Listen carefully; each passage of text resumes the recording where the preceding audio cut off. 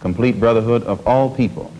But at the same time that I believe in this brotherhood, I don't believe in forcing my desire for brotherhood upon those who aren't willing to accept it. Of course, I think the Christians would say that they also believed in brotherhood. What did you say to that? I'd say they believe in it, but don't practice it. Well, that'd be a pretty good answer. Every day, every little thing you do, it's such a gimme, gimme, gimme. Everybody back off. You know, everybody's like, you taught that from school, everywhere. Big business. If you want to be successful, you want to be like Trump, gimme, gimme, gimme, push, push, push, push, step, step, step, crush, crush, crush. That's how it all. Yeah. What's up? Y'all know who it is. Your boy Westside Gregory up in here hosting another episode of FOX18 Cincinnati News. You know how we get down. It's raw and it's uncut. Please don't forget to like, subscribe, share, and leave a comment down at the bottom. Relate to me, talk to me. But y'all need to stay tuned because we got special interviews from Tupac, Shakur, and Malcolm X. Listen to what these guys are saying. Okay, and really what I want y'all to pay attention to is how the man sitting up there trying to put words in Malcolm X's mouth and things like that. Check it out. Pay close attention because we've been going through this for years. I'm bringing y'all the truth. Once again, don't forget to like, subscribe, share, and leave a comment. Now, today, I'm going to talk about the takeover. That is today's title. Okay, and why I say it's called the takeover is because it's a lot of things going on. These people want downtown Cincinnati. I can't stress it enough to y'all. They want downtown Cincinnati. Listen, why do you think Section 8 is opening up in places that's far away? Now, Indian Hills, Amberley Village, and all that. That's because they're trying to move the African Americans to the outskirts, outside the city limits, because they want that downtown Cincinnati. Okay, and this is another thing. The people is removing. They're removing food stores from communities, from African American communities. Food stores. And we all know psychological warfare is the best war that was ever fought. And if you don't know, you know now.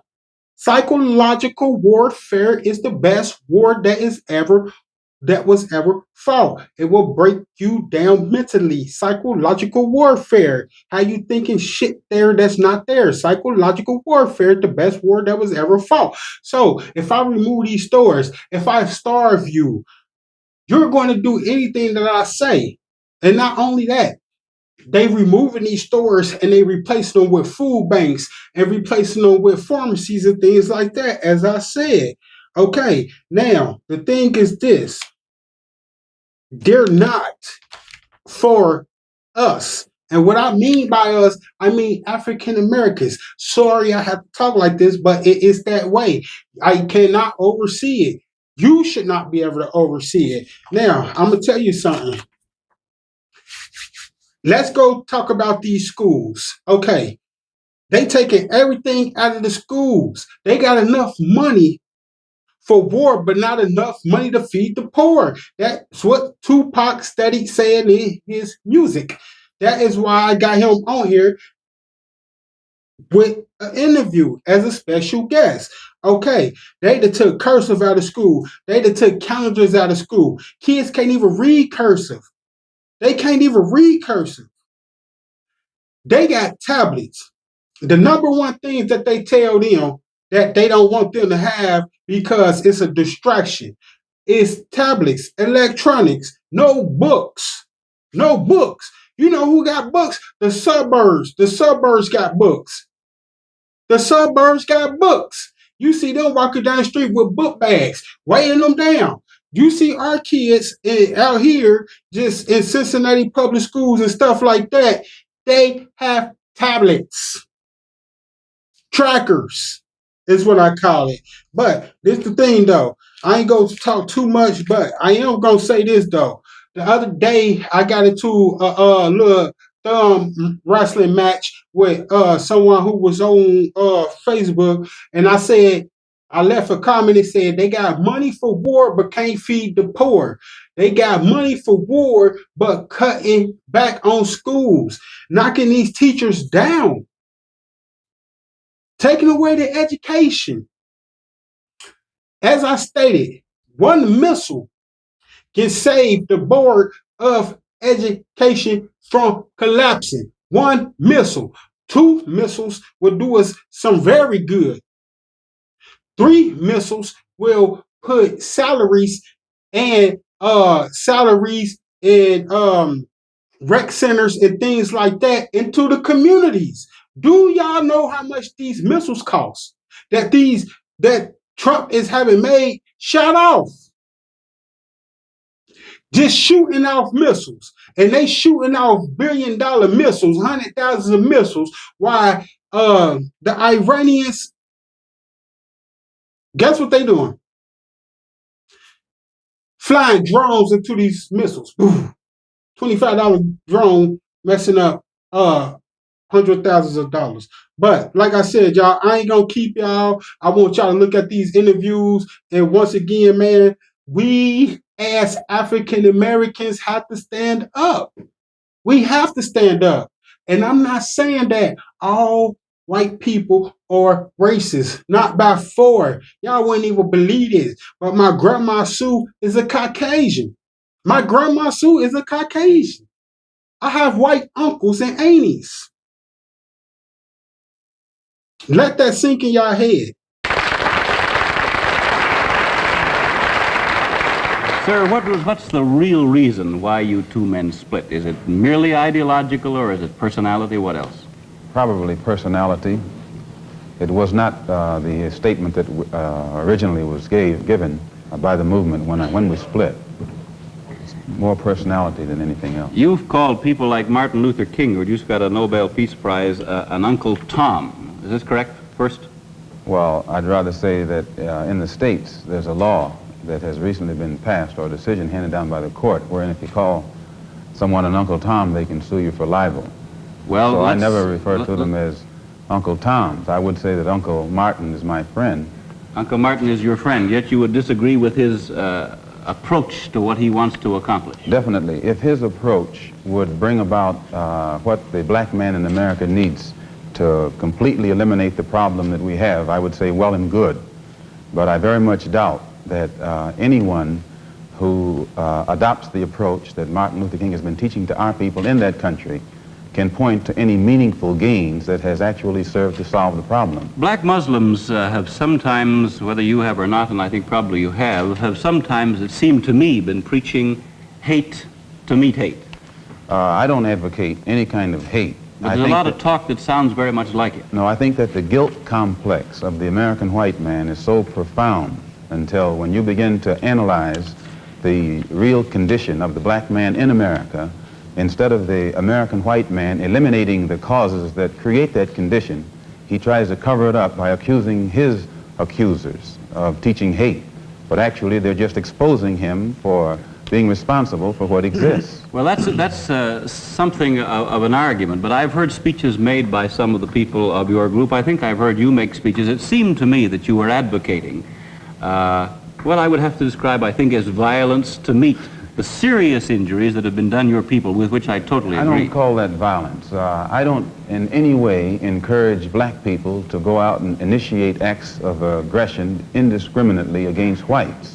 But I do believe that the black man in the United States, and any human being, anywhere, is well within his right to do whatever is necessary, by any means necessary, to protect his life and property, especially in a country where the federal government itself has proven that it is either unable or unwilling to protect the lives and property of those human beings. Just before Pierre takes it, you've got a pretty good fighter and the world's heavyweight champion lined up with you to help out. Yes, Pierre. Well, Mr. X, if I guess I call you that, is that the proper appellation, Yes. Mr. X? I'm wondering if you still believe, as I think you certainly did at the time you were allied to the black Muslim movement, in a segregated black nation in North America. I don't believe in any form of segregation or any form of racism. I'm against any form of segregation and against racism. Am I right in saying that the black Muslim movement, which you have left, did believe in that? Well, Elijah Muhammad taught his followers that the only solution was a separate state for black people. And as long as I thought he genuinely believed that himself, I believed in him and believed in his solution. But when I began to doubt that he himself believed that that was feasible, and I saw no kind of action designed to bring it into existence or bring it about, then I turned in a different direction. Are you still a Muslim yourself? Oh, yes. I'm a Muslim. I believe in the religion of Islam, which believes in brotherhood, complete brotherhood of all people. But at the same time that I believe in this brotherhood, I don't believe in forcing my desire for brotherhood upon those who aren't willing to accept it. Of course, I think the Christians would say that they also believed in brotherhood. What did you say to that? I'd say they believe in it, but don't practice it. Well, that'd be a pretty good answer. Sir, when the muezzin goes up in the minaret twice a day, he cries to the world, there is but one God, and he is Allah. Do you deny that there is a Christian God? The muezzin does this 5 times a day. 5 times, and I only heard him twice. Well, you were fortunate to hear him twice. But he does this 5 times a day, and the same God that he says that he expresses the existence of is the God that the Christians profess to believe in themselves, and the God that the Jews believe in. One God, the creator of the universe. The Muslims believe in the God that created the universe, and I think the Christians do, and the Jews do. Now, as long as all of them are talking about the creator, the Jews may call him Jehovah, and Christians may have another name for him. Those who are Arabic speaking refer to him as Allah. Well, we believe in the same God. Now, as the Muslim religion advances in the United States, are you modernizing it or sticking with the old faiths? For example, the complete segregation of the sexes. I think that everything today on this earth is being modernized. Religious principles and practices, as well as political and other things. Now, when you went to Mecca, this is a very sacred and forbidden city. I tried to get to Mecca myself and certainly didn't make it, not being a Muslim. But how would they accept you as one? You're an American. There are few American Muslims. This is true, and by being an American and not having not being able to speak the Arabic language, I did strike a snag, a very serious snag, but I was fortunate to have been pretty well known by the officials in Arabia, and they knew too that I had accepted Orthodox Islam. It had been highly publicized in the paper, and I became a guest of the state. I was a guest of Prince Faisal, the present King Faisal, and they made it possible for me to go before the committee, Hajj committee or Hajj court, who examines you and asks you questions about your belief, and if you pass it, then you are okay to go to Mecca. But it's you would true. have to have a translator then. I had one. Then realizing that our problem in America, that we are black Americans, and we have a problem that goes beyond religion, we formed a group known as the Organization of Afro-American Unity. And the objective of this organization, it's non-religious, number one. Any Negro can belong to it. And the objective of that organization is to bring about a condition that will guarantee respect and recognition of the 22 million black Americans as human beings. We feel that the problem, number one, of the black man in America is beyond America's ability to solve. It's a human problem, not an American problem or a Negro problem.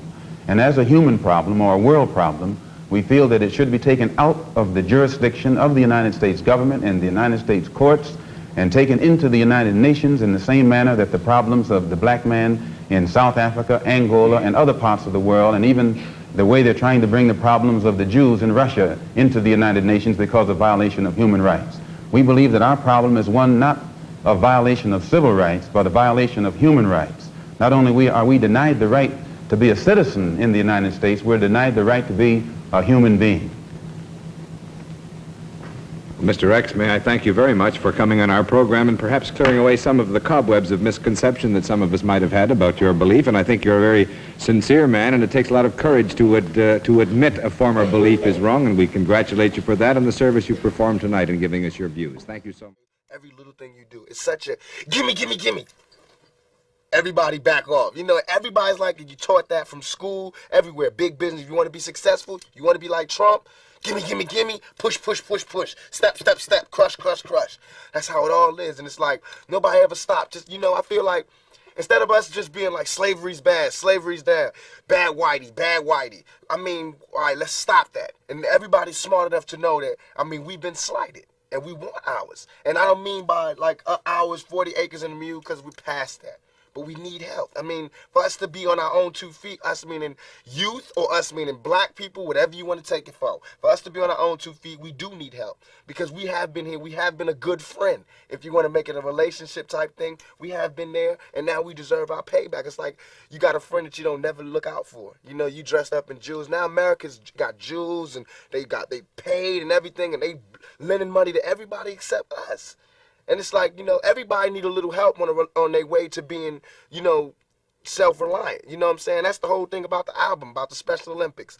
Everybody need a little something and they to be independent. No independent person just grew up and was born independent. You worked and you learned teamwork and you learned cooperation and unity and struggle, and then you became independent. And we have to teach that and instill that. And why is it that they want to do that? I mean, if this is truly a melting pot in the country where we care about it, and Lady Liberty got a hand like this, she really loves us, then we really need to be like that. And it needs to be the black kids. If there's a white person who got money, then he need to help them. He need to help black kids, Mexican kids, Korean kids, whatever. But it need to be real. And it need to be before we all die, and then you say, oh, I made a mistake. We should have gave them some money. We really should have helped these folks. It's going to be too late. You know what I'm saying? And then that's when you got to pay your own karma. And that's when God make you punish. When God punishes you. Because I feel like, you know, it's too much money here. I mean, nobody should be hitting lotto for 36 million and we got people starving in the streets. That is not idealistic. That's just real. That is just stupid. There's no way Michael Jackson should have, or whoever Jackson, should have $1,000,000 billion and then there's people starving. There's no way. There's no way that these people should own planes and their people don't have houses, apartments, shacks, drawers, pants. We say to people that say, well, they earned it. Now you go out and you're earning it. If they earned it, then I think that that's good, and I think that they deserve it. But even if you earned it, you still owe.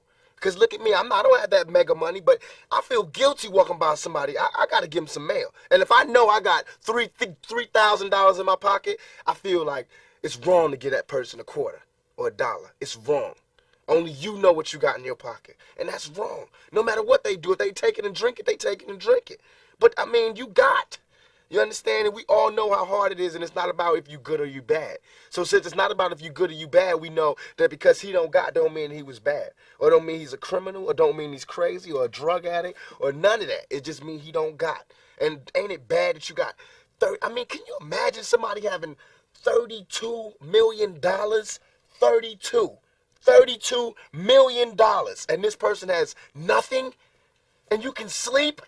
You can still go to the movies about, and then these are the type of people that get humanitarian awards. Millionaires. How can they be humanitarians?